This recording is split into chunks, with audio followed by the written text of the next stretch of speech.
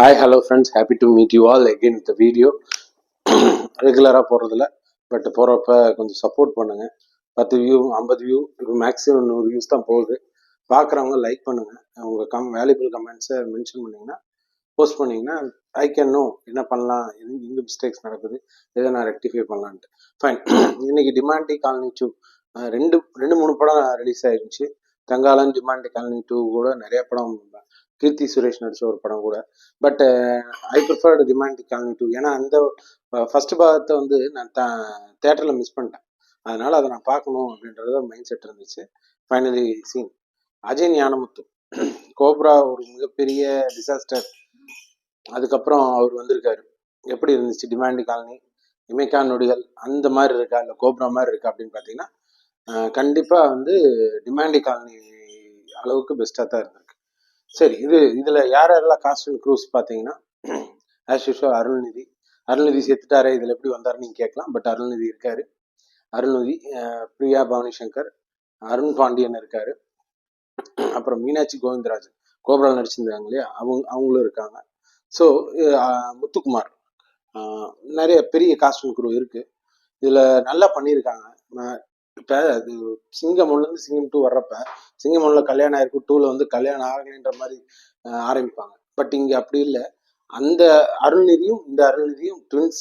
அதை வந்து ஜஸ்டிஃபை பண்ணியிருக்காங்க. எப்படி, ஏன்னா செத்தவர் எப்படி உயிரோட வந்தாரு அப்படின்றத ஜஸ்டிஃபை பண்ண ரொம்ப மெனக்கிட்டு இருக்காங்க. அது நல்லா இருந்துச்சு. அந்த ஜஸ்டிஃபிகேஷன் பிடிச்சிருந்துச்சு. அதுக்கப்புறம் படம் ஆரம்பிக்கிறது பார்த்தீங்கன்னா இந்த டைட்டில் கார்டை ப்ரொடக்ஷன், அவங்க ப்ரொடக்ஷன், இவங்க ரிலீஸு, ரெட் ரிலீஸ்னு அதுவே ஒரு 2-3 மினிட்ஸ் அந்த டியூரேஷனில் போன மாதிரி இருந்துச்சு லென்த்தாக.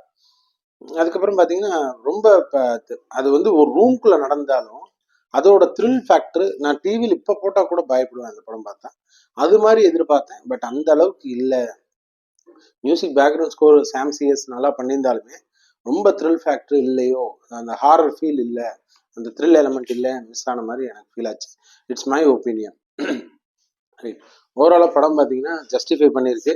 இதுலேயும் வந்து படம் முடியலை, கதை முடியலை, அந்த வில்லனை கொல்லலை, அந்த வில்லனுக்கும் ஒரு பாஸ், இவர் பாஸ், அவர் சூப்பர் பாஸ் இருக்காருன்ற மாதிரி முடிச்சிருக்காங்க.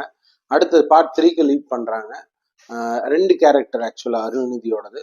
ஒன்று ஸ்ரீனிவாசன் ஃபர்ஸ்ட் பாகத்தில் இருந்தார் இல்லையா, அது இங்கே ரகுவந்தன் அப்படின்ற இன்னொரு கேரக்டர். இந்த படத்தில் லீட் பண்ணதெல்லாம் ரகுவந்தன். அதுக்கப்புறம் பார்ட் 3 யார் லீட் பண்ணுவான்றது இந்த பார்ட் 2வோட எண்டிங்கில் முடிச்சிருக்காங்க. ஓவராலாக படம் பார்த்தீங்கன்னா ஃபேமிலியாக போய் பார்க்கலாம். சாங்ஸ் பெருசாக எதுவுமே சாங்ஸே இல்லை ஆக்சுவலாக. கமர்ஷியல் எலமெண்ட்ஸ் ரொம்ப இந்த ஆக்வர்டாக எதுவுமே இல்லை.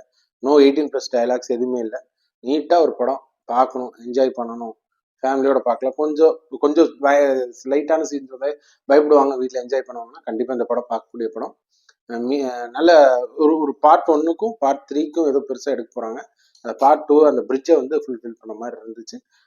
Comparing with part 1 not up to the மார்க்குன்னு தான் சொல்லணும். ஒர்த்தா ஒரு ஸ்டான்னு பார்த்தீங்கன்னா கண்டிப்பாக தேட்டரில் பார்க்குறதுக்கு one time watchable worth. Thank you.